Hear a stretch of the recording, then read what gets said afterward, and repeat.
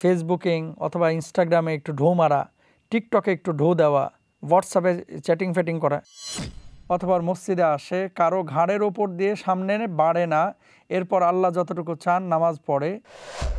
রাসূল আকরাম সাল্লাল্লাহু আলাইহি ওয়াসাল্লাম এই জুমার রাত্রে সূরা দুখান তেলাওয়াত করতেন।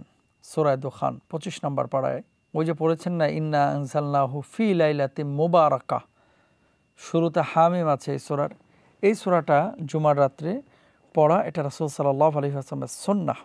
আন আউস ইবনে আউসিন قال قال رسول الله صلى الله عليه وسلم من اغتسل يوم الجمعة وغسل وبكر وابتكر ودنا واستمع وانصت كان له بكل خطوة يخطوها أجر سنة صيامها وقيامها سبحان الله।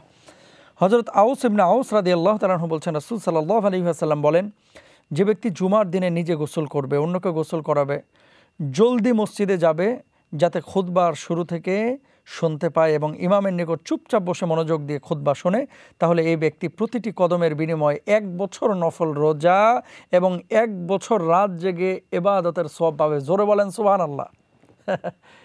কত বড় ফাজাইলের কথা চিন্তা করেন, সুবহানাল্লাহ। এগুলো অনেকে আমরা জানিও না, তাই না? দেখেন তিরমিজির হাদিস, আল্লাহ রাসূল সাল্লাল্লাহু আলাইহি ওয়াসাল্লাম বলেছেন, জুমার দিনে গোসল করবে, করাবে এবং মসজিদে যাবে, খুতবার শুরু থেকে সে শুনবে, ইমামের নিকট চুপ করে বসে থাকবে, কোনো কথা বলবে না, মোবাইল টিপাটিপি করবে না।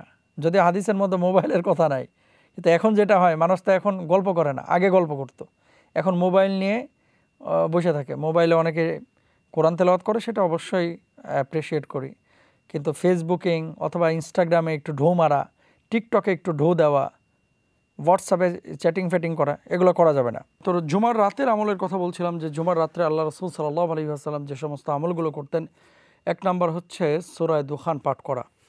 2 নম্বর, যেসব রাত্রে আমরা তো প্রত্যেকেই জানি যে ঘুমানোর আগে 4 কুল পাঠ করা, তারপরে সূরা ফাতিহা একবার পড়া, সুবহানাল্লাহ, আলহামদুলিল্লাহ, আল্লাহু আকবার পড়া, লা ইলাহা ইল্লাল্লাহু ওয়াহদাহু লা শারীকা লাহু লাহুল মুলকু ওয়া লাহুল হামদু ওয়া হুয়া আলা কুল্লি শাইইন কাদির, এই যে জিকির আজকারগুলো, সেগুলো জুমার রাত্রেও অধিক গুরুত্ব সহকারে পড়বেন ইনশাআল্লাহ তাআলা।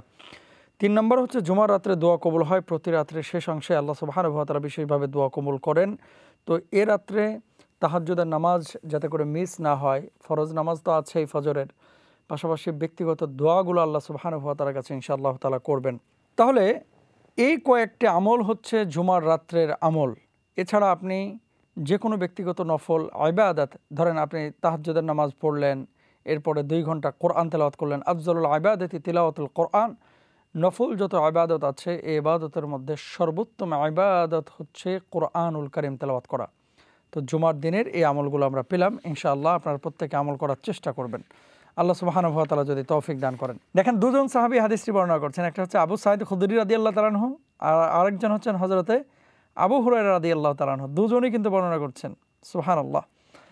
রাসূল আকরাম সাল্লাল্লাহু আলাইহি ওয়াসাল্লাম ইরশাদ করেন, যে ব্যক্তি জুমার দিন গোসল করে, মেসওয়াক করে, সুগন্ধি থাকলে ব্যবহার করে, উত্তম কাপড় পরিধান করে, অথবা মসজিদে আসে কারো ঘাড়ের ওপর দিয়ে সামনে বাড়ে না, এরপর আল্লাহ যতটুকু চান নামাজ পড়ে, অথবা খুতবার সময় চুপচাপ বসে থাকে নামাজ শেষ হওয়া পর্যন্ত, তাহলে গত জুমা এবং এই জুমার মাঝখানে সে যত গুনাহ করেছে, আল্লাহ রাব্বুল আলামিন তার সমস্ত গুনাহগুলো মাফ করে দেন। সুবহানাল্লাহ।